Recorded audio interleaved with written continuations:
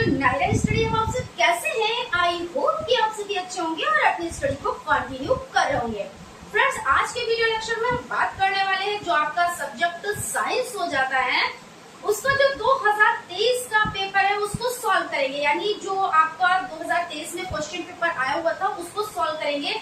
और आप लोग अच्छे से जानते हो आप लोगों के लिए कितना इम्पोर्टेंट हो जाता है। क्यों इम्पोर्टेंट हो जाता है? क्योंकि ये क्वेश्चंस रिपीट होते हैं और आपको एक अनुमान भी लग जाता है कि किस तरह से क्वेश्चंस आते हैं, किस तरह से उनको सॉल्व करना रहता है। इतने कम टाइम में इतना पेपर जो है मतलब 18 क्वेश्चंस होते हैं तो इनको कैसे करना है। हालांकि इतना कम भी टाइम नहीं होता है कि आप लोग कर ना पाए।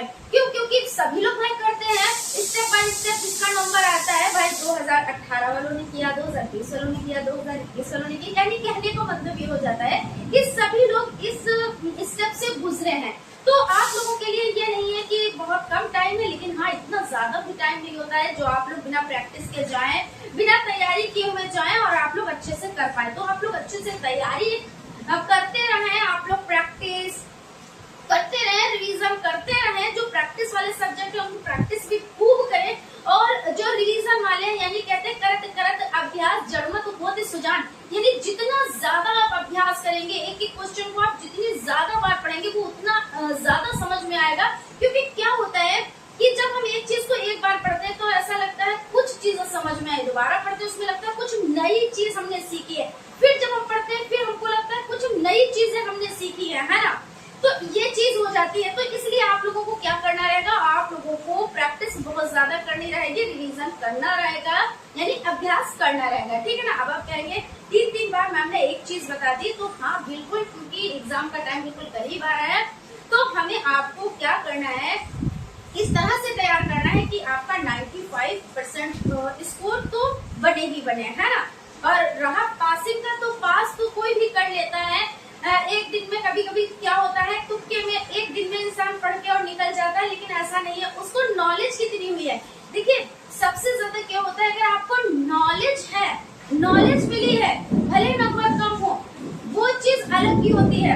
लेकिन कभी कभी क्या हो जाता है जो तैयारी भी नहीं करता उसको नंबर ज्यादा मिल जाता है। आपने देखा होगा आपके आसपास भी बहुत लोग होंगे, अभी आपने सोचा होगा हाँ मैम ऐसे तो मैम सही बता रही है, क्योंकि कोई आपके फ्रेंड ऐसे होंगे जिनके नंबर अच्छे आगे होंगे और आपने उससे ज्यादा मेहनत की होगी, लेकिन आपको नॉलेज बहुत हुई होगी, आपको ज्ञान बहुत ज्यादा हुआ होगा। क्योंकि अगर ज्ञान है तो नंबर इतने मायने नहीं रखते, लेकिन यहाँ पे मायने इसलिए रखते हैं नंबर, क्योंकि नंबर से ही स्कोर बनता है। स्कोर बनने से हम लोग लाइन में लगते हैं, तो दोनों चीजें जरूरी हो जाती है। हालांकि बहुत ज्यादा डिटेल में डिस्कस नहीं करेंगे, चलते हैं हम लोग पॉइंट्स पर। और इससे पहले आप लोग अगर चैनल पर नए हैं तो चैनल को सब्सक्राइब जरूर कर लें और बेल आइकन को भी जरूर प्रेस कर लें, क्योंकि हर एक चीज आप लोगों के लिए इम्पोर्टेंट हो जाती है और इम्पोर्टेंट चीजों के लिए आपके पास नोटिफिकेशन पहुंचना चाहिए और नोटिफिकेशन के लिए आपको चैनल को सब्सक्राइब करना रहेगा। ठीक है। और सेशन अच्छा लगे तो लाइक भी जरूर कीजिएगा। तो सबसे पहले समझ लेते हैं ऊर्ध्वपातन। ये क्या होता है, ये आपके ऑब्जेक्टिव में आया है क्वेश्चन। तो आप इसमें जो उदाहरण है उनको आपको देखना है कि कौन सा ऊर्ध्वपातन में आता है, कौन सा नहीं आता है। अगर नोट वाले होंगे, जैसे नहीं वाला क्वेश्चन है, तो नहीं पे आप बहुत ज्यादा फोकस करेंगे कि जब चीजें क्या पूछी गई है, नेगेटिव पूछी गई है, तो हमें आंसर नेगेटिव में देना है। और जब पॉजिटिव में पूछा जाए यानी वहाँ पे नहीं है, तो हमें पॉजिटिव में आंसर देना है। तो इस तरह के क्वेश्चन में बहुत लोग कंफ्यूज हो जाते हैं। एक क्वेश्चन जो होता है उपरोक्त सभी वाला, उसमें भी बहुत लोग कंफ्यूज हो जाते हैं, क्योंकि उसमें एक ऑप्शन उपयुक्त सभी दिया होता है। तो क्या करता है, बिना उसको सोचे समझे उस पर टाइम लगाए हुए, यानी बिना टाइम लगाए हुए उपरोक्त सभी ही उसी को सही कर देते हैं, जो कि गलत हो जाता है। ये जरूरी नहीं होता। हाँ कुछ क्वेश्चन ऐसे होते हैं जिसमें होता भी है कि उपरोक्त सभी सही है। वो जब आप पढ़ेंगे आपकी ज्ञान के ऊपर निर्भर करता है, आपको उसके बारे में नॉलेज है तो आप कर पाएंगे। लेकिन ऐसा नहीं है जैसे ही आपने उपरोक्त सभी देखा हो गया, आपने उसी पे उपरोक्त सभी पे आपने टिक कर दिया। ठीक है, उपरोक्त सभी पे आपने टिक कर दिया, जो कि आपका हो जाता है गलत। ठीक है, तो यहाँ तक आपने समझ लिया। अब हम चलते हैं अपने मतलब अपने पॉइंट की तरफ। ऊर्ध्वपातन क्या होता है? तो ऊर्ध्वपातन देखिए आप क्या कह सकते हैं कि वो प्रक्रिया जिसमें कोई ठोस है, क्या है, जिसमें कोई ठोस पदार्थ है और वो क्या होता है, वो जब गर्म किया जाता है,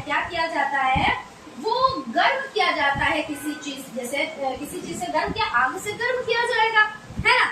तो जब वो गर्म किया जाता है तो क्या होता है, वो द्रव्य में बिना बदले और किस में बदल जाता है, गैस में वो बदल जाता है। किसमें बदल जाता है, द्रव्य में बिना बदले वो गैस अवस्था में बदल जाता है। और जब वो ठंडा होता है तब वो क्या हो जाता है, वो ठोस अवस्था में आ जाता है। इसी को क्या कहते हैं, ऊर्ध्वपातन। एक बार और आप समझ लें कि ऊर्ध्वपातन क्या होता है, तो वो प्रक्रिया जिसमें किसी ठोस को गर्म करने पर वो द्रव्य में बदले बिना क्या हो जाता है, डायरेक्टली वो गैसीय अवस्था में बदल जाता है। किसमें डायरेक्टली वो बदल जाता है, तो वो डायरेक्टली आपका गैसीय अवस्था में बदल जाता है। ठीक है, यहाँ तक आपका हो गया। तो आपने ऊर्ध्वपातन समझ लिया, क्योंकि कुछ चीजें क्या होता है, नाम से बड़ी टफ लगती है लेकिन होती बड़ी इजी है। अब उसके बाद कीटभक्षी पौधा। तो जो कीटभक्षी पौधा है, जैसे निफेंथिस, है ना, तो इसमें क्या होता है, घटपर्णी जिसको आप कहते हैं, घटपर्णी होगा, निफेंथिस। तो नाम बदल बदल के भी आएंगे और कई तरह के ऐसे पौधे होते हैं जो कीटभक्षी, जिनको आप क्या कहेंगे, कीटभक्षी पौधे को आप कह सकते हैं मांसाहारी। क्या कह सकते हैं, मांसाहारी। अब आप कहोगे कि मैम हमने तो ये सुना था कि जो पौधे होते हैं वो शाकाहारी होते हैं या वो मांस नहीं खाते हैं, या क्या होता है कि क्या पौधे भी मांस खाते हैं। तो जी हाँ, बिल्कुल, क्योंकि कीटभक्षी पौधा होता है, वो क्या करता है, वो कीटों को खा लेता है। कैसे खाता है, इसको समझ लेते हैं चित्र के माध्यम से। जैसे ये आपका यहाँ पे ये इस तरह से पौधा होता है, ठीक है, और इसमें एक ढक्कन नुमा ये चीज लगी होती है, ठीक, इस तरह से। अब ये ढक्कन पहले तो यहाँ पे ये बंद होता है। क्या होता है, ये ढक्कन ये होता है बंद। और इसको जब नाइट्रोजन की कमी होती है, दलदली भूमि जगहों पे पाया जाता है, तो इसमें नाइट्रोजन की कमी होती है, तो इसको पूरा करने के लिए क्या करता है, ये ढक्कन को खोलता है। अब इसमें से क्या हो रहा है कि बहुत अच्छी खुशबू निकल रही है, ठीक है। तो वो जो जैसे मेढक हो जाता है, आपकी कीट पतंगे हो जाते हैं, तो वो सोचते हैं, यहाँ तक चूहे भी इसमें फंस जाते हैं, तो वो ये सोचते हैं कि ये कौन सी इतनी अच्छी चीज है जिसकी इतनी अच्छी खुशबू आ रही। भाई हम ही लोग हैं, समोसे की खुशबू आती है तो कितना मतलब मुंह में पानी आ जाता है। वही चीज समझ लीजिए कि बहुत अच्छी खुशबू आती है। तो जब खुशबू आई तो वो ये नहीं समझ रहा है कि अब हम मर जाएंगे, हमारी जिंदगी खत्म हो जाएगी। वो यहाँ पे आ जाता है और इसमें फंस जाता है और अंदर ये चला जाता है। तो ये क्या होता है, ये कीटभक्षी पौधा है जो कि मांसाहारी पौधा होते हैं। ये मेढक और कीट पतंगे, चूहे, इनको ये खाता है। तो ये घटपर्णी, निफेंथिस, ये पौधा हो जाता है, ठीक है। अब ये छानना और निथारना क्या है, तो छानना यानी किसी चीज को आप छानते हो, यानी आपके जैसे अनाज हो जाता है, दालें हो जाती हैं, चावल हो जाते हैं, गेहूं हो जाते हैं, तो इन चीजों को आप क्या करते हैं, इसमें से अपशिष्ट पदार्थ को निकालने के लिए आप इसको छानते हो। तो एक छलना इस टाइप का होता है, इसमें क्या होता है, छेद टाइप के बने होते हैं। जैसे अनाज होता है, जैसे गेहूं थोड़ा सा बड़ा होता है तो उसके लिए बड़े छेद वाले होते हैं, दाल छोटी होती है तो उसके लिए मतलब इस तरह के अलग अलग वैरायटी के मिलते हैं, मतलब अलग अलग आकार के, अलग अलग आकृति के ऐसे मिलते हैं। तो इसमें क्या होता है, इसमें आपने जैसे अनाज डाल लिया, अनाज डालने के बाद इसको आपने हिलाया, पकड़ के दोनों हाथों से इस तरह से जब हिलाया जाता है तो क्या होता है, जो आपका अनाज है वो नीचे गिर जाता है। यहाँ पे हम लोग छानने की बात कर रहे हैं, ठीक है। तो क्या होता है, जो अनाज इसमें नहीं, जो चालना होता है उसमें नीचे गिरता है, जो छानना होता है उसमें जैसे गेहूं वगैरह है वो उसी में रह जाते हैं, और जो अपशिष्ट पदार्थ है वो नीचे गिर जाता है, जैसे धूल, मिट्टी और भी जो चीजें जैसे छोटे छोटे जो भी खरपतवार होते हैं वो सब निकल जाते हैं। तो इसको छानना कहते हैं। निथारना क्या होता है, जैसे किसी चीज, कोई चीज है और जैसे बालू और पानी का हम उदाहरण दे देते हैं यहाँ पे। तो क्या है कि बालू और पानी इसमें मिला हुआ है, एक में मिला हुआ है ना।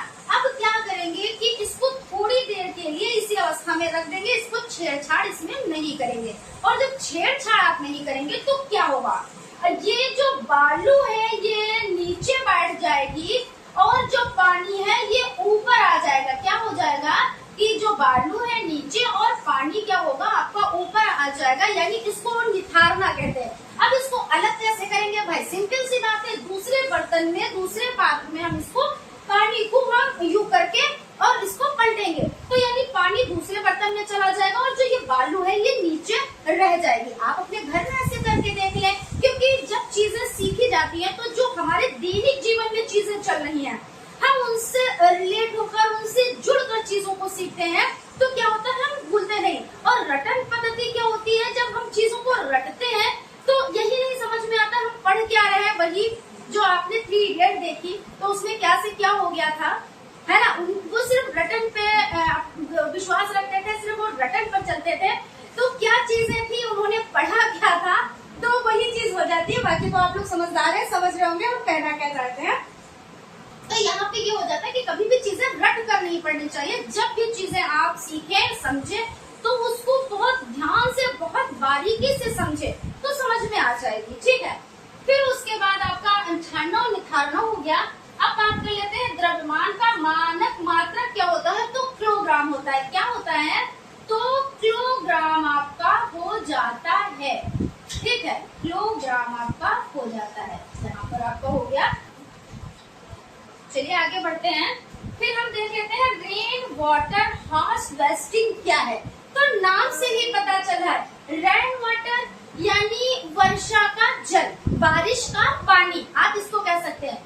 हार्वेस्टिंग यानी उसको इकट्ठा करना, जमा करना, तो ये क्या हो जाता है, रेन वाटर हार्वेस्टिंग। तो क्या आप लोग ऐसा करते हो?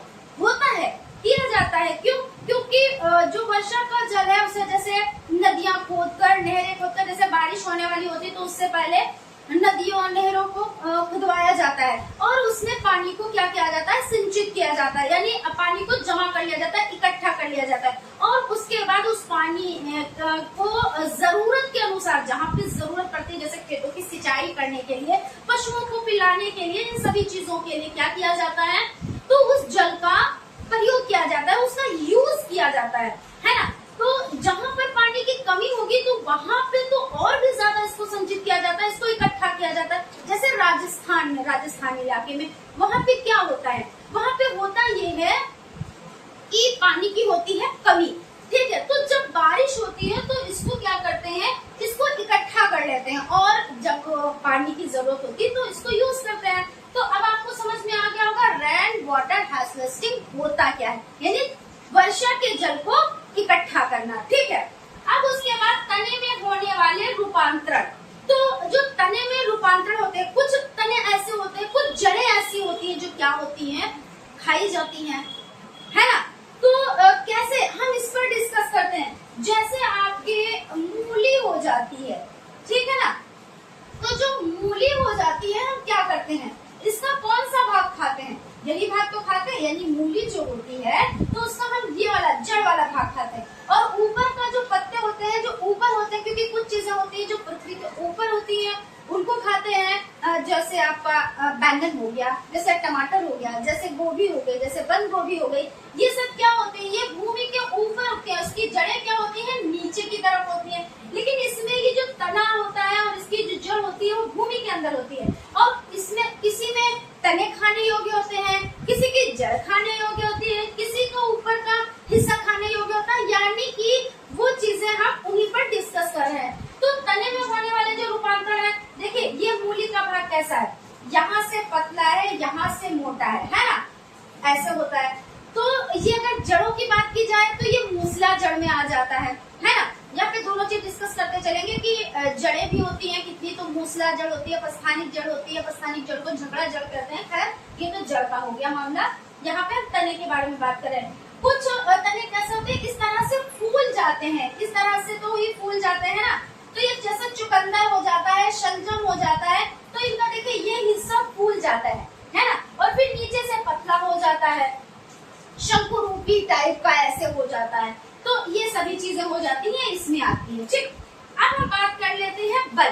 तो बल क्या होता है भाई, हम कोई चीज है, मान लीजिए हमने ये डस्टर उठा लिया, तो कैसे हमने इस पे क्या किया, हमने इस पे बल लगाया, बाहरी बल लगाया, तभी तो हमने उठाया, वरना ये यहीं पे रखा रहता।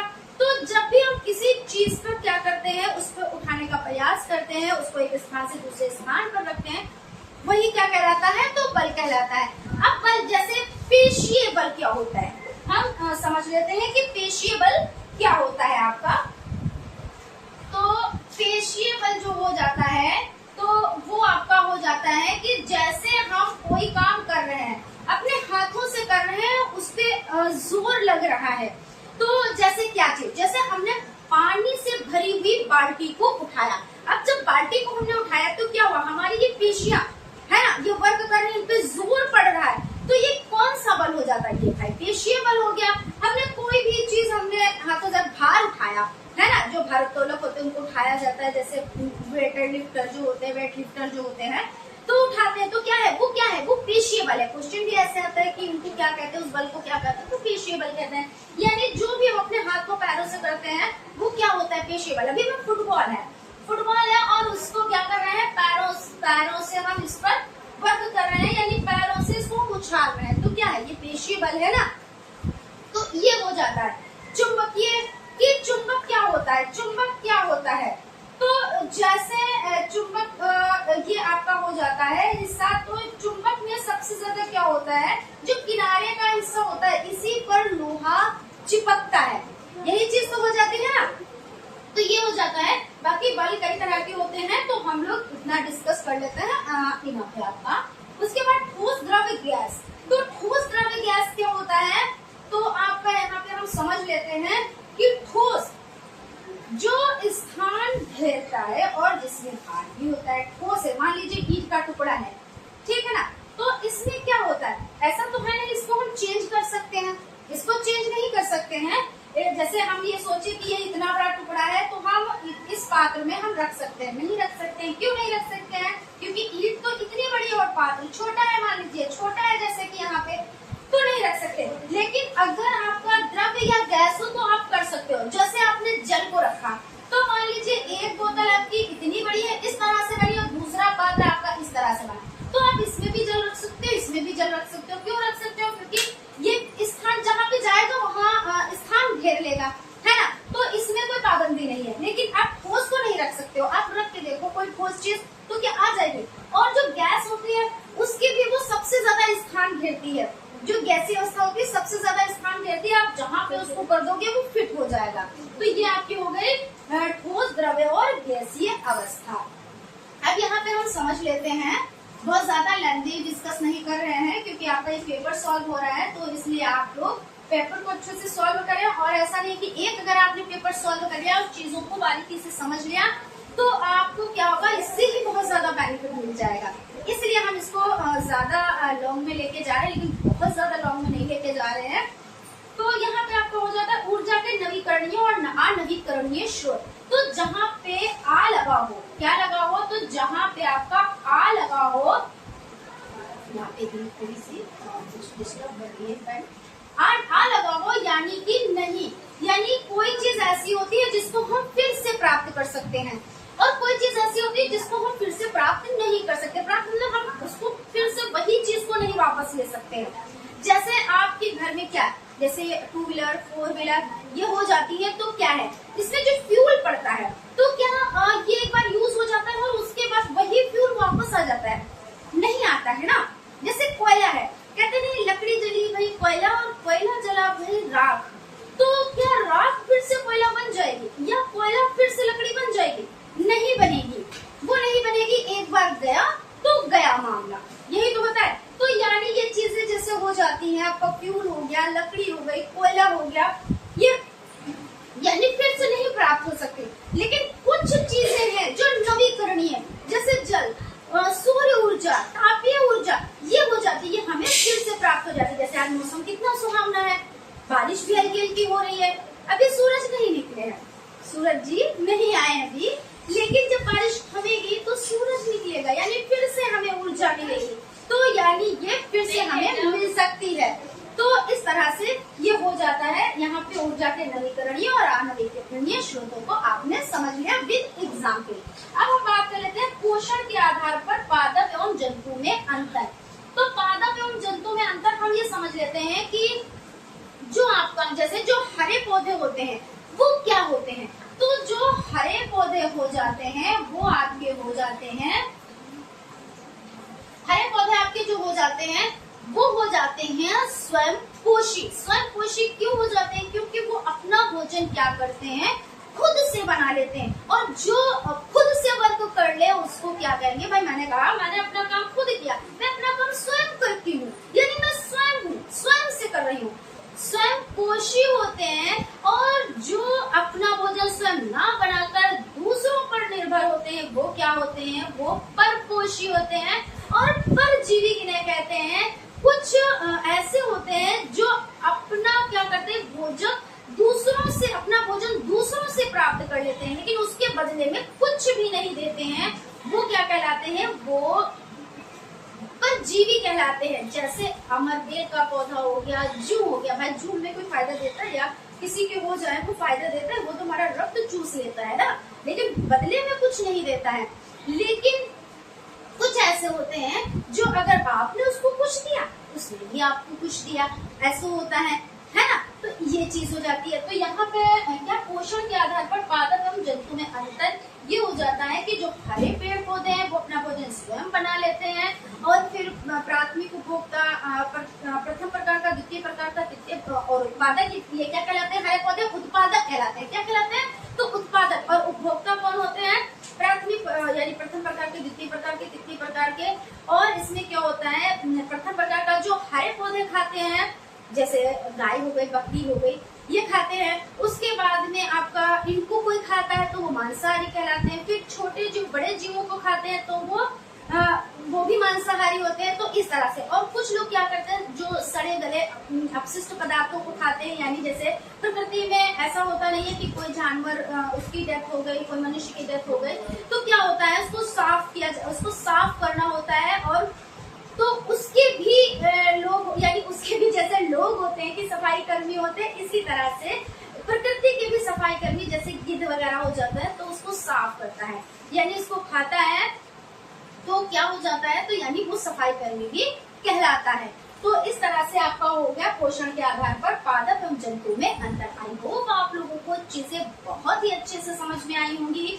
फिर भी अगर कहीं पे कोई डाउट रह गया है, कोई कंफ्यूजन रह गई है, कोई चीज क्लियर नहीं हो पाई है, तो आप लोग कमेंट जरूर करें, हम उसका रिप्लाई आप लोगों को जरूर से जरूर देंगे। तो फ्रेंड्स, आप लोग लाइक और सब्सक्राइब जरूर कीजिए, क्योंकि सब्सक्राइब तो आपको एक ही बार करना रहता है और आपके पास नोटिफिकेशन हमेशा पहुंचेगी। और लाइक में भाई कंजूसी बिल्कुल ना कीजिएगा और लाइक जरूर कीजिएगा, क्योंकि एक लाइक बहुत ज्यादा हमें मोटिवेट करता है। जैसे कहते हैं एक चुटकी सिंदूर की कीमत तुम क्या जानो राम बाबू। तो वही बात हो जाती है कि एक लाइक की कीमत आप लोग क्या जाने। लेकिन हाँ, जिस दिन शिक्षक बनेंगे, जिस दिन आप यहाँ पे खड़े होंगे, तो उस दिन आपको एक लाइक की कीमत पता चल जाएगी। वो उसकी कोई, कहते नहीं कि कोई चीजें अनमोल होती हैं, तो अनमोल है, उसका कोई मोल नहीं है। तो बस आप यही समझ के लाइक कीजिए, ठीक है। तो फ्रेंड्स, चलते हैं, हम लोग जो पेपर है उसको सॉल्व कर लेते हैं। हालांकि जितने भी हमने पॉइंट्स को डिस्कस किया है वो सभी आपके 2023 में ये पॉइंट्स आए हुए हैं। अभी आप जब पेपर देखेंगे तो आप कहोगे कि हाँ मैम, यही चीजें जो आपने हमें बताई है उस पर डिटेलिंग की है, तो वही चीजें हैं और अच्छे से समझ में आ रही हैं। तो चलते हैं पेपर की तरफ, इसको सॉल्व कर लेते हैं। चलिए फ्रेंड्स, इसको डिस्कस कर लिया है। अब हम लोग देख लेते हैं कि पेपर सॉल्यूशन, इसमें जो फर्स्ट नंबर क्वेश्चन हो जाता है, हालांकि इन सभी पर हम डिस्कस कर चुके हैं, लेकिन फिर भी हम यहाँ पे नोट्स भी लेकर आए हैं जिससे आप लोग और भी अच्छे से समझ पाएँ, है ना। तो सबसे पहला क्वेश्चन हो जाता है ऊर्ध्वपातन पदार्थ नहीं है। अब यहाँ पे देखिए नहीं है पूछ रहा है, ये नहीं कि ऊर्ध्वपातन पदार्थ है, तो वो चीज़ दूसरी हो जाएगी, आंसर दूसरा हो जाएगा। लेकिन नहीं है यानी आंसर दूसरा हो जाएगा। तो ऊर्ध्वपातन क्या होता है? तो ऐसे पदार्थ, यानी वो प्रक्रिया जिसमें किसी एक ठोस को गर्म करने पर, तो एक ठोस को गर्म करने पर क्या होता है? बिना द्रव्य में बदले। क्या होता है? बिना द्रव्य में बदले और डायरेक्टली वो गैसीय अवस्था में बदल जाता है। और जब ठंडा होता है तो ठंडा होने पर वो ठोस अवस्था में बदल जाता है। तो जो ये पूरी प्रक्रिया होती है, क्या होती है? तो ये जो पूरी प्रक्रिया होती है, इसको क्या कहते हैं? इसको ऊर्ध्वपातन कहते हैं।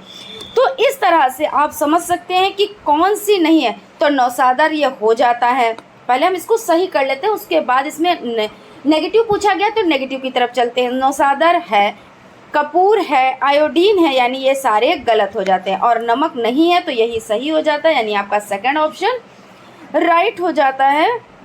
निम्नलिखित में से कीट भक्षी पौधा है, तो जो कीट भक्षी पौधा हो जाता है वो निफेंथिस है, सनड्यू है, वीनस फ्लाई ट्रैप है, उपरोक्त सभी। तो इस पर हम डिस्कस कर चुके हैं, डिटेल में डिस्कस कर चुके हैं, इसलिए यहाँ पे सिर्फ हम ऑप्शन पे टिक ही करेंगे। तो निफेंथिस, सनड्यू, वीनस फ्लाई ट्रैप ये सभी हो जाते हैं, इसलिए आपका 4 जो ऑप्शन है वो राइट हो जाता है। नमक के विलयन में यानी नमक के विलयन से प्राप्त करने की विधि है, तो वाष्पन है, छानना है, निथारना है, इनमें से कोई नहीं। तो वाष्पन हो जाता है।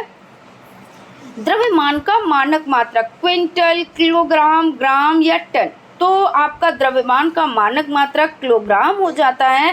प्रकाश संश्लेषण में उत्पन्न होने वाली ऑक्सीजन निकलती है, तो जल से, कार्बन डाइऑक्साइड से, शर्करा से, पर्णहरित से, तो इसमें आपका जल हो जाता है। तो इस तरह से आपकी जो 5 ऑप्शन वाले क्वेश्चंस हैं वो आपके कंप्लीट हो चुके हैं। आई होप आप लोगों को चीज़ें अच्छे से समझ में आ रही होंगी, कोई डाउट, कोई कंफ्यूजन नहीं रहा होगा। और हाँ फ्रेंड्स, बिना स्किप किए हुए वीडियो को लास्ट तक ज़रूर देखिएगा, क्योंकि हर एक चीज़ आप लोगों के लिए बहुत ज़्यादा इम्पॉर्टेंट हो जाती है। उसके बाद आपका क्वेश्चन हो जाता है, यहाँ पे पहले हम क्वेश्चन देख लेते हैं, उसके अकॉर्डिंग हम आंसर की तरफ चलेंगे।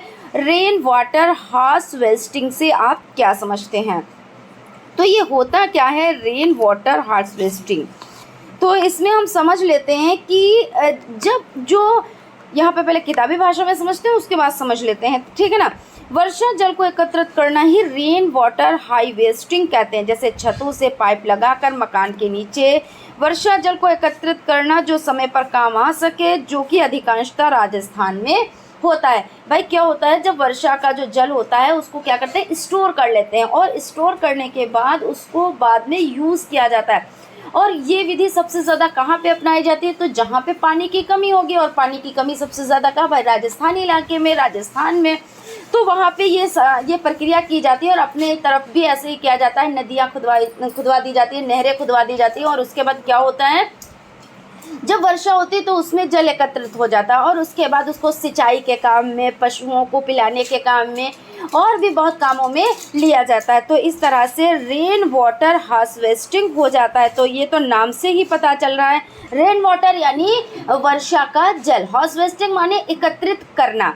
तो इस तरह से आपका हो जाता है। उसके बाद नेक्स्ट क्वेश्चन की तरफ चलते हैं। आप जो अति लघु उत्तरी में सेकंड नंबर का क्वेश्चन हो जाता है, गति का तृतीय नियम क्या है, उदाहरण के साथ समझाएं। तो गति का तृतीय नियम देख लेते हैं। गति का तृतीय नियम, इस नियम के अनुसार प्रत्येक क्रिया के उसके बराबर परंतु विपरीत दिशा में प्रतिक्रिया होती। माना कि ए एवं बी दो पिंड एक दूसरे पर बल आरोपित कर रहे हैं। ए पिंड द्वारा बी आरोपित बल बी पिंड द्वारा ए पिंड पर विपरीत दिशा में आरोपित। जैसे घोड़ा गाड़ी खींचते समय अपनी पिछली टांगों से पृथ्वी को पीछे की ओर दबाता है, जिससे प्रतिक्रिया के रूप में पृथ्वी घोड़े पर आगे की ओर बल लगाती है और गाड़ी आगे बढ़ जाती है। आप ऐसे भी समझ सकते हैं, जैसे जो बंदूक चलाता है तो क्या होता है, जब चलाता है तो पहले वो थोड़ा सा पीछे इस तरह से होता है, और उसके बाद बंदूक की गोली चलती है। तो ये भी किसका नियम हो जाता है, गति का तृतीय नियम हो जाता है। उसके बाद नेक्स्ट क्वेश्चन आपका देख लेते हैं। यहाँ पे क्वेश्चंस पहले देखते चलते हैं, इसी तरह से आप लोग देखें कि हाँ इस तरह से क्वेश्चंस आते हैं। पदार्थ की कौन सी अवस्था जिसमें पदार्थ का आयतन तो निश्चित होता है परंतु आकृति निश्चित नहीं होती है, और ये डिटेल में पढ़ चुके हैं। तो इसमें क्या होता है कि द्रव्य जो होता है, तो दूध की कोई आकृति नहीं होती, जिसे बड़े बर्तन में रखा जाएगा उतनी ही आकृति हो जाएगी। होता है ना कि द्रव्य भाई कितना भी कैसे भी रखा जाए, तो वो अगर छोटी चीज़ में रखा जाएगा तो ऊपर तक आ जाएगा, बड़ी चीज़ में रखा जाएगा लेकिन वो जगह ले लेता है। तो ये चीज़ हो जाती है। उसके बाद आपका नेक्स्ट क्वेश्चन कौन सा हो जाता है, तो नेक्स्ट क्वेश्चन आपका हो जाता है,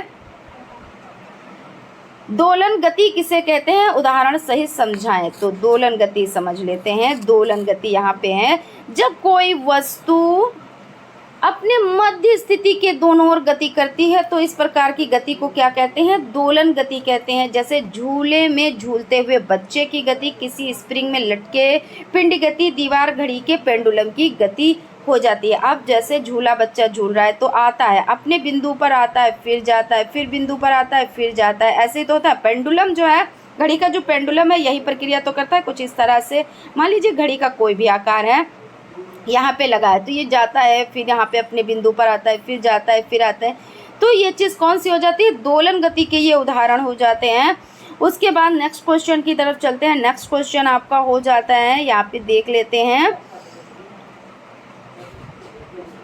यौगिक किसे कहते हैं? तो यौगिक किसे कहते हैं इसको समझ लेते हैं। यौगिक जल को कहते हैं, यानी दो चीज़ों से मिला हुआ। तो जल क्या है? दो चीज़ों से मिला हुआ है, तो यानी ये यौगिक है ना। तो इस तरह से आप इसको समझ सकते हैं। उसके बाद चलते हैं नेक्स्ट क्वेश्चन की तरफ।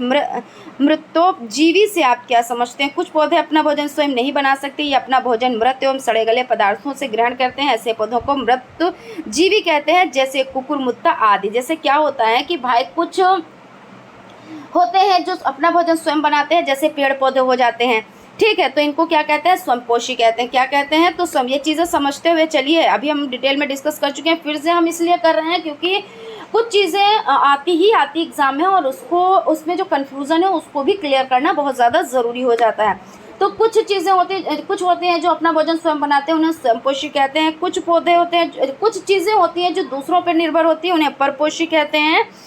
और कुछ क्या होते हैं जो मृत, जैसे जो मृत हो जाती है पशुओं की, पक्षियों की, या इंसान भी ऐसे होते हैं। कभी कभी ऐसे होता है अचानक दुर्घटना की वजह से कुछ हो जाता है, ट्रेन के नीचे आ जाते हैं ऐसे, तो उनको खाते हैं ना, तभी तो क्या होता है, अगर खाए ना तो पृथ्वी पर बहुत प्रदूषण फैल जाएगा, ये सभी चीज़ें हो जाएगी, बदबू आने लगेगी, कीटाणु पनप जाएंगे। लेकिन क्या होता है कि भाई सफाई कर्मी भी होते हैं, हमारे जो पर्यावरण में है वो सफाई कर्मी भी हैं, तो उनको खा जाते हैं और खा के यानी सफाया कर देते हैं। तो कुकुरमुत्ता इसमें हो जाता है। और एक पक्षी है जो सफाई कर्मी का काम करता है। आप लोग कमेंट बॉक्स में कमेंट करेंगे, बहुत इंपॉर्टेंट क्वेश्चन है आपके लिए। उसके बाद आपका हो जाता है नेक्स्ट क्वेश्चन, देख लेते हैं। नेक्स्ट क्वेश्चन है, हाँ, मृतजीवी से आप क्या समझते हैं? आपने समझ लिया, जो मृतों का भोजन करता है उन्हें मृतजीवी कहते हैं, और नाम ही से सभी चीज़ें पता हो जाती हैं, ठीक है। उसके बाद लघुत्तरीय में देख लेते हैं, भोजन एकत्रीकरण हेतु तने में होने वाले रूपांतरण को उदाहरण सहित समझाएं। तो इसमें समझ लेते हैं कि आपको हो जाता है यहाँ पे, भोजन एकत्रीकरण हेतु मूसलाजड़ों में होने वाले रूपांतरण के प्रकारों को उदाहरण सहित समझाएं। तो मूसलाजड़ों का रूपांतरण, मूसलाजड़ें आमतौर पर खाद्य पदार्थों के संचय संग्रहण हेतु फूलकर अनेक आकारों में रूपांतरित हो जाते हैं, जो निम्नलिखित हैं। देखिए, जड़ें होती हैं लेकिन उनको हम खाते हैं। जैसे ये आपको हो गया चुकंदर, हो गया शलजम, हो गया, तो कुछ इसी तरह से तो होता है। तो ये देखिए फूल जाते हैं, यहाँ पे ये क्या होते हैं? फूल जाते हैं। तो समझ लेते हैं शंकु रूप जड़ें, ऐसी जड़ें आधार पर चौड़ी और नीचे की ओर धीरे धीरे पतली होकर शंकु रूप धारण कर लेती हैं। जैसे गाजर ऐसे ही तो कुछ बनी होती है ना। तो ये भूमि में ऐसे देखिए, यहाँ से थोड़ा इस तरह से ये सीधी होती है, तो इसी तरह से तो होता है ना। और फ्यूजिमार्ग जड़ें, इन जड़ों के तनों का आधार बीज पत्राधार फूला हुआ होता है, नीचे की जड़ें का भाग पतला होता है। तो इसमें कौन सा आता है? तो इसमें आपका होता है, इस कारण ये कुल मिलाकर ऐसी जड़ें ऊपर से संकरी, बीच में फूली और नीचे फिर संकरी शंकु के आकार की होती हैं, जैसे मूली, ठीक है। और कुंभी रूपी जड़ें, इन जड़ों के बीच पत्राधार फूल कर लट्टू जैसा गोल हो जाता है। अब लट्टू जैसा गोल कौन हो जाता है? अभी बताया, तो ये शलजम, चुकंदर, यही तो सब हो जाते हैं। और केदिल जड़ें, ऐसी जड़ें मोटी एवं किसी भी आकार के रूप में फैली होती हैं, जैसे आपका हो जाता है मेरा बिलिस हो जाता है, ठीक। तो यहाँ पर ये कंप्लीट हो जाता है। अब चलते हैं नेक्स्ट क्वेश्चन की तरफ। नेक्स्ट क्वेश्चन इसमें देख के चलते हैं कि कौन सा अब आपका आया है, उसी के अकॉर्डिंग वर्क करेंगे हम। फ्रेंड्स, लाइक सब्सक्राइब आप लोग करते रहें भाई। लाइक सब्सक्राइब नहीं करेंगे तो कैसे काम चलेगा? सब्सक्राइब करने से आपके पास नोटिफिकेशन पहुंच जाता है और लाइक करने से हमें मोटिवेशन मिलता है। और भाई आप लोग कंजूसी ना क्या कीजिए, ठीक है भाई, लाइक कर दीजिए आप लोग। बल से क्या अभिप्राय है? बल के विभिन्न प्रकार का उदाहरण सहित संक्षिप्त वर्णन कीजिए। तो बल से क्या अभिप्राय है देख लेते हैं। बल से क्या अभिप्राय है, यहाँ पे आपका हो जाता है, देख लेते हैं कहाँ पे आपका हो गया, बल से क्या अभिप्राय है। ठीक है, इसको देख लेते हैं। तो पेशीय बल, पेशीय बल यानी पेशियों से करते हुए, जैसे हम बाल्टी उठाते हैं तो क्या करते हैं, अपनी पेशियों का यूज़ करते हैं, भार उठाते हैं पेशियों का यूज़ करते हैं, तो ये पेशीय बल हो जाता है। इनके देखिए नाम से ही पता चल गया ना। तो अगर आप किताबी भाषा में नहीं भी देखेंगे तब भी आप लिख पाएंगे, लेकिन फिर भी हम देख लेते हैं, इसको समझ लेते हैं। ठीक है, जब हम किसी वस्तु को हाथ से उठाते हैं तो हमारे हाथों की मांसपेशियों में खिंचाव आता है। आप बाल्टी उठा के देखें, देखिए खिंचाव आता है या नहीं है। कोई वजन चीज़ आप उठाएं तो देखिए खिंचाव आता है या नहीं। हाथ की मांसपेशियों पर उत्पन्न खिंचाव द्वारा वस्तु पर बल लगाया जाता है। पेशियों द्वारा लगाए गए इस बल को पेशीय बल कहते हैं। देखिए नाम से ही पता चल रहा है। बैलों द्वारा गाड़ी को खींचना, पानी से भरी बाल्टी उठाना, किसी वस्तु को हथौड़े से पीटना, टमाटर को दबाना आदि पेशीय बल के उदाहरण है। भाई आप हथौड़े से किसी चीज़ को पीटेंगे तो हथौड़े को किससे उठाएंगे, हाथों से, तो ये पेशीय बल हुआ ना।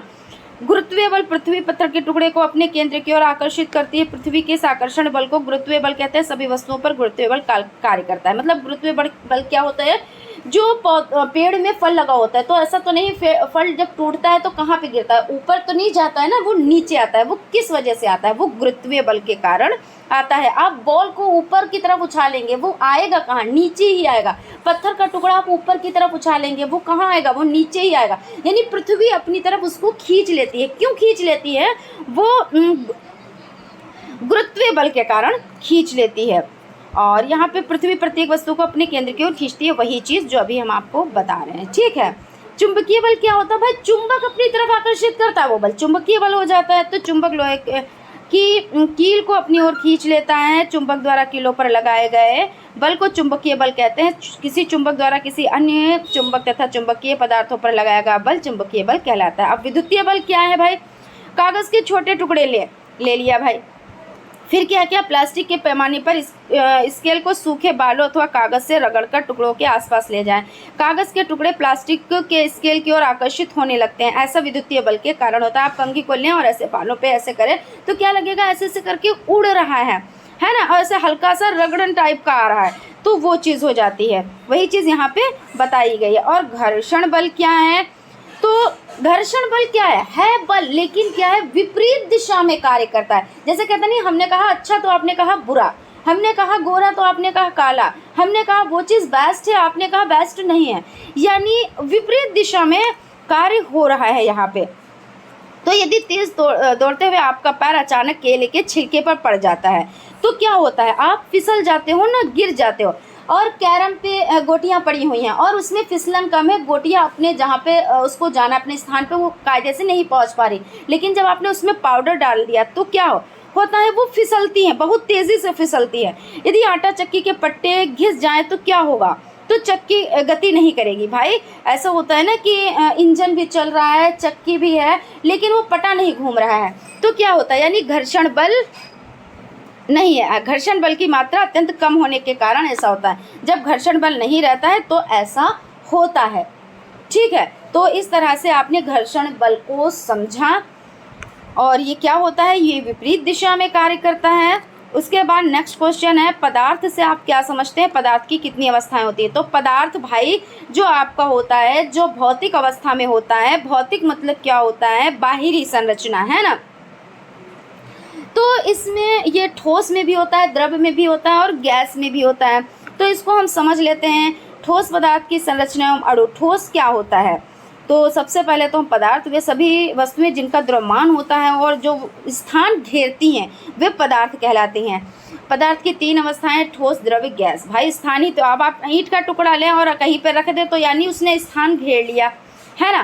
तो यानी क्या है कि वे सभी वस्तुएं जिनका द्रव्यमान होता है और जो स्थान घेरती हैं। अब क्या है, जो आपका हो जाता है हवा है, क्या है, उसमें वज़न भी और स्थान भी घेरते हैं। लेकिन जो रोशनी होती है वो क्या होती है, वो इस आपका क्या चीज़ हो जाती है।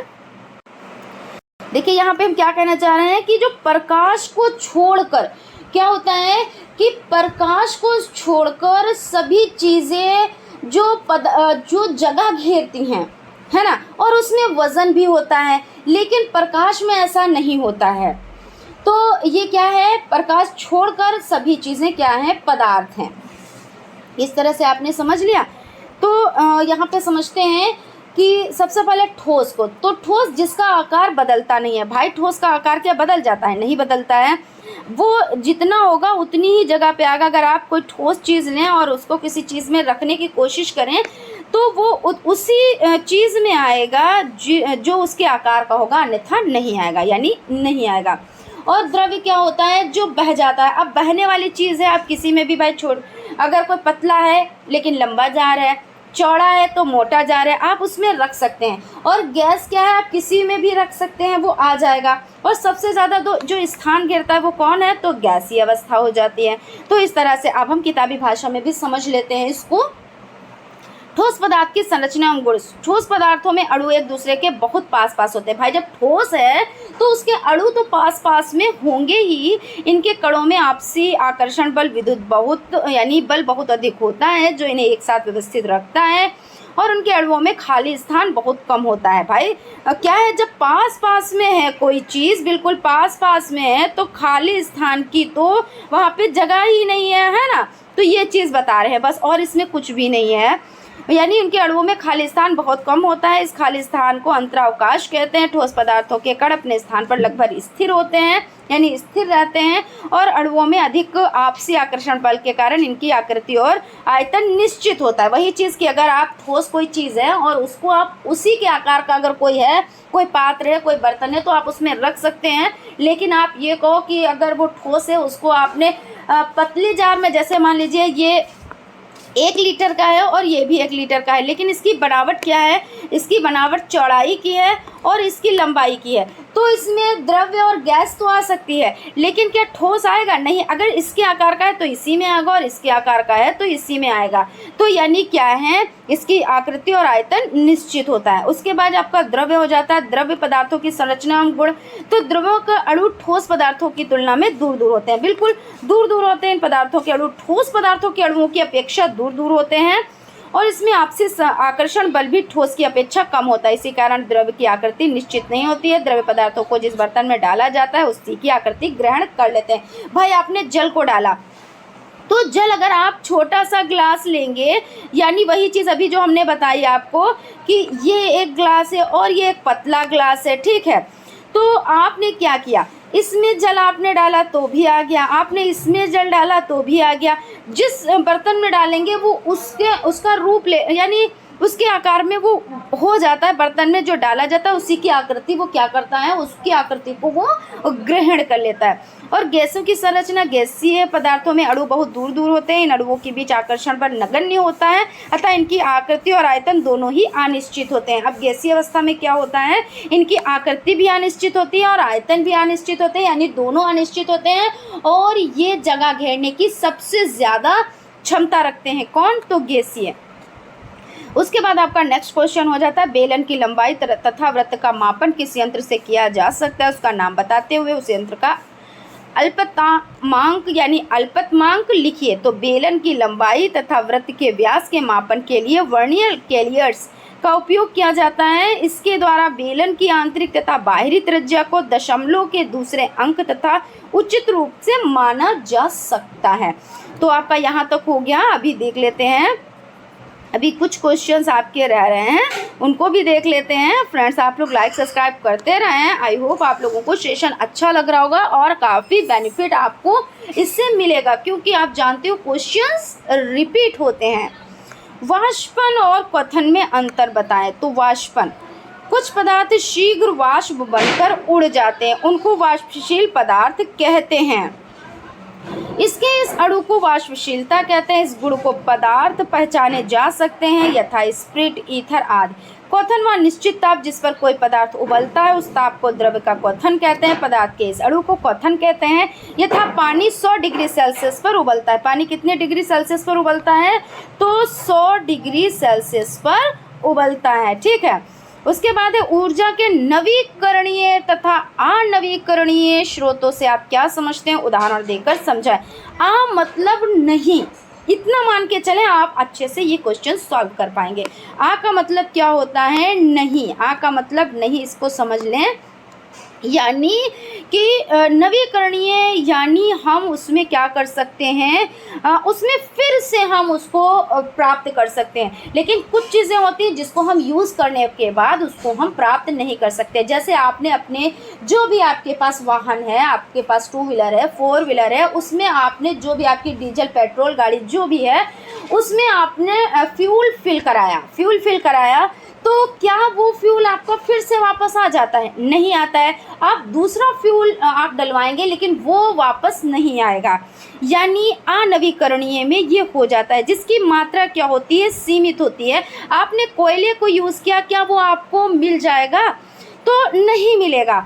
या पेट्रोल डीजल जो भी है आपका, तो ये क्या एक बार आपको यूज़ आप करते हो फिर दोबारा मिल जाता है? नहीं मिलता है। यानी ये अनवीकरणीय स्रोत हो जाते हैं। इसमें बड़ी कन्फ्यूज़न रहती है, लेकिन कन्फ्यूज़न की अब कोई जगह ही नहीं है। जहाँ पे आ जाए यानी कि उसको हम दोबारा प्राप्त नहीं कर सकते। जो आपके आसपास में है चीज़ें, उससे आप एग्जाम्पल लीजिए और उसको आप लिखिए, ठीक है। अब यहाँ पे हम देख लेते हैं, कच्चे तेल से प्राप्त होने वाले पेट्रोल और डीजल को कार, बस, यानी ट्रेन, विमानों आदि को चलाने में काम में लाया जाता है, ठीक है भाई। इसी प्रकार केरोसिन व प्राकृतिक गैस को लैंप व स्टोव आदि में ईंधन के रूप में काम में लाया जाता है। ये भी बात सही है। हमारे आसपास में ये सभी चीज़ें हैं और हम लोग क्या करते हैं, एक जगह से दूसरी जगह जाते भी हैं, किचन में खाना भी बनाते हैं। तो ये सभी चीज़ें हमारे आसपास की, और जब भी हमें शिक्षा लेनी है तो कैसे लेनी है, आसपास की वस्तुओं को जोड़ते हुए लेनी है। तो चीज़ें हम क्या करेंगे, भूलेंगे नहीं। हमें ज्ञात है कि कच्चा तेल, कोयला व प्राकृतिक गैस सीमित मात्रा में ही उपलब्ध हैं। बिल्कुल सही बात है भाई। आपने तेल को यूज़ कर लिया, वो आपको पुनः नहीं प्राप्त होगा। कोयला आपने यूज़ कर लिया, कहते नहीं लकड़ी जली भाई कोयला, और कोयला जला भाई राख, है ना। तो फिर से तो कोयला लकड़ी नहीं बन सकता और राख कोयला नहीं बन सकती, यही तो होता है ना। तो या इसका बार बार उपयोग नहीं किया जा सकता। अब नवीकरणीय में यानी इसका अपोजिट है कि उसको हम प्राप्त कर सकते हैं। तो नवीकरणीय स्रोत न केवल पर्यावरण अनुकूलन के लिए बल्कि प्रचुरता में भी उपलब्ध है। जैसे जल है, पवन है, सूर्य का प्रकाश है, भूतापीय है, समुद्री लहरें हैं, हाइड्रोजन व जैवभार आदि ऐसे हैं। भाई क्या है, जल हमें वर्षा से प्राप्त हो जाता है। हालांकि ये चीज़ मालूम है कि 70% से ज़्यादा पृथ्वी पर जल है, लेकिन पीने योग्य कुछ ही जल है। तो उसको हमें बचाना चाहिए, सेव करना चाहिए। जो लोग बहुत ज़्यादा यूज़ करते हैं उनको मना करना चाहिए। मना करने से तो कोई मानता नहीं है, लेकिन उनको समझाना ज़रूर चाहिए, है ना। लेकिन हाँ ये है कि आपको प्रोवाइड हो जाता है, मिल जाता है। और सूर्य का प्रकाश है भाई, सूर्य निकला, उसका प्रकाश हमें मिल गया, तो आज निकला, फिर रात हो गई, फिर सुबह हुआ, फिर हमें वो प्राप्त हो गया। तो ऐसा नहीं है कि वो हमें पुनः नहीं प्राप्त होता। भूतापीय होगा, समुद्री तरंगे होंगे, हाइड्रोजन व जैवभार आदि ऐसे कुछ संभावित ऊर्जा के स्रोत हैं जो नवीकरणीय स्रोत हो जाते हैं। अब यहाँ पे आपने ये समझ लिया अच्छे से ऊर्जा के नवीकरणीय और अनवीकरणीय स्रोत, और बहुत ज़्यादा इस पर डिटेलिंग कर दिया है। तो अब तो आपके माइंड से इसको निकलना ही नहीं चाहिए, क्योंकि 2 बार डिस्कस हो चुका है इन सभी चीज़ों पर। हालांकि आज की क्लास थोड़ी लॉन्ग हो गई, लेकिन कोई नहीं, देखिए लॉन्ग हो ये शॉर्ट है, बेनिफिट हमें मिलना चाहिए, बेनिफिशियल क्लास होनी चाहिए। तो जिससे हमें बेनिफिट मिलना है, फिर उसमें टाइम का नहीं, क्योंकि मैराथन तो 3-3 घंटे की चलेंगी और चलती हैं। तो क्यों भाई 3 घंटे की लोग क्यों अटेंड करते हैं? क्योंकि उनको उससे बेनिफिट है। तो जहाँ पे लाभ होता है वहाँ पे टाइम नहीं देखा जाता है। उसके बाद आपका क्या हो जाता है, क्वेश्चन है पोषण के आधार पर पादप और जंतु में अंतर समझाएं। तो पोषण के आधार पर, तो भोजन के आधार पर पादप और जंतु में अंतर। हरे पेड़ पौधे अपना भोजन स्वयं बना लेते हैं, इन्हें स्वयंपोषी कहते हैं।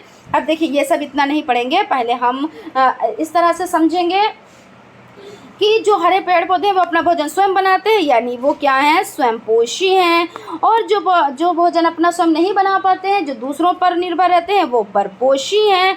और जो क्या होता है, कुछ ऐसे होते हैं जो सड़े गले पदार्थों से भोजन ग्रहण करते हैं, जैसे कहते हैं प्रथम उत्पादक, फिर उपभोक्ता, प्रथम उपभोक्ता, द्वितीय उपभोक्ता, तृतीय उपभोक्ता।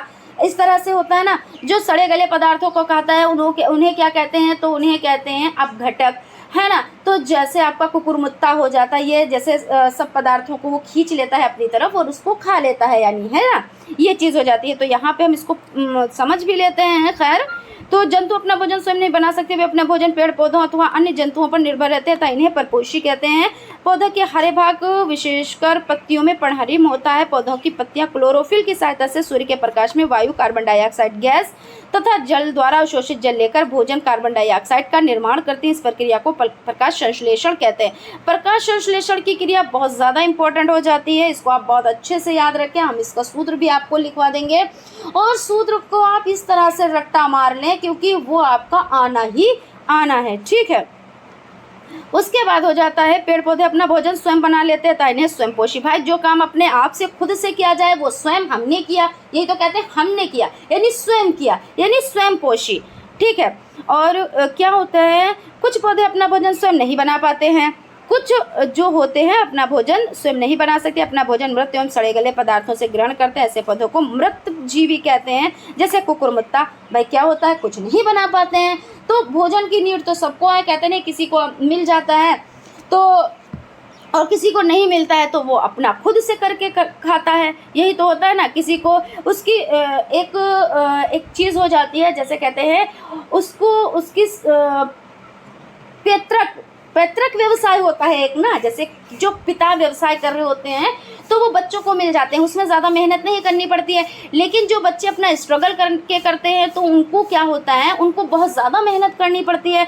लेकिन जो बना बनाया मिल जाता है तो उसका, तो जो ये पौधे हो जाते हैं तो इनको तो बना बनाया मिल जाता है, लेकिन जो स्वयंपोषी हैं उनको बनाना पड़ता है। यहाँ पर समझ लें, वे पौधे एवं जंतु जो अपने भोजन के लिए दूसरे जीवित पौधों एवं जंतुओं पर निर्भर होते हैं उन्हें परजीवी कहते हैं, जैसे अमरबेल, जूं आदि। यानी यहाँ पे क्या है, जो अमरबेल हो जाती है, जूं हो जाता है, ये क्या करता है, ये वही है कि अपने भले से भला दूसरों का बुरा हो, हमसे कोई मतलब नहीं, ऐसा करके। तो ये क्या करते हैं, फ़ायदा उठा लेते हैं, इस पे इस तरह से लिपट जाते हैं। ये बेल होती हैं जो ये अमर बेल की हैं, और ये कहता है, इसका मन होता है कि कहता है कि मुझसे क्या मतलब, तुम्हारा नुकसान हो रहा है लेकिन मैं तुमको कोई फ़ायदा नहीं करूँगा, लेकिन हाँ मैं तुमसे फ़ायदा ले ज़रूर लूँगा। कुछ लोग ऐसे होते हैं ना, तो बस वही है ये अमरबेल। और जो भाई जब किसी के पड़ जाता है किसी जंतु के, तो क्या वो कोई फ़ायदा देता है, नहीं, वो खून यानी रक्त को चूसता है, तो वो क्या फ़ायदा नहीं दे रहा है, नहीं, फ़ायदा बिल्कुल भी नहीं दे रहा है। वो कौन है, वो परजीवी है, यानी वो दूसरों पर, दूसरे जीव पर निर्भर है और खुद फ़ायदा ले रहा है और उसको कोई फ़ायदा नहीं दे रहा है। तो इसमें अमरबेल और जूं आ जाते हैं, ठीक है। तो आई होप आप लोगों को सेशन बहुत ही ज़्यादा पसंद आया होगा और बहुत ही ज़्यादा आपकी हेल्प कराएगा। तो अगर अभी तक आप लोगों ने चैनल को सब्सक्राइब नहीं किया है और न्यू है और चैनल पर अभी विज़िट किया है, तो आप बिल्कुल अभी सब्सक्राइब कर लें, क्योंकि आपको इस तरह के जो नोट्स हैं वो प्रोवाइड होंगे, जो इस तरह से सॉल्व पेपर हैं वो आपको प्रोवाइड होंगे और आपके एग्ज़ाम में बहुत ज़्यादा हेल्प कराएंगे। तो आप लोग सब्सक्राइब ज़रूर कर लें और सेशन अच्छा लगे तो लाइक भी ज़रूर करें। लाइक करने में बिल्कुल भी आप लोग कंजूसी ना किया कीजिए, ठीक है। तो लाइक भी कर दें और मिलते हैं फ्रेंड्स नेक्स्ट क्लास में। और आज के इसके बाद में एक क्लास होगी, यानी क्लास क्या, आपका जो हो जाता है एग्ज़ाम से रिलेटेड कुछ बातों पर हम लोग डिस्कस करेंगे, तो उसको भी आप लोग ज़रूर देखिएगा और उसको मिस ना कीजिएगा और नोटिफिकेशन तो आपके पास पहुंच ही जाएगा। तो मिलते हैं नेक्स्ट क्लास में। Thank you.